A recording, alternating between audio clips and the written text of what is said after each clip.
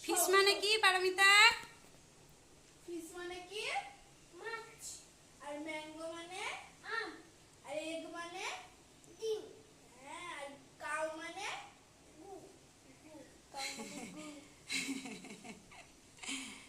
আর তোমার নাম কি? তোর নাম কি? তোমার ছোট দিদি কই? ছোট দিদি মায়ের নাম কি? পাপার নাম কি? তোমার পাপার নাম নাম কি? পাপার নাম শুতে হবে না, তুমি পাপার নাম বলো। পাপার নাম কি বলো? বলে রাজি। শো, শুয়ে পড়ো, শুয়ে পড়ো। শো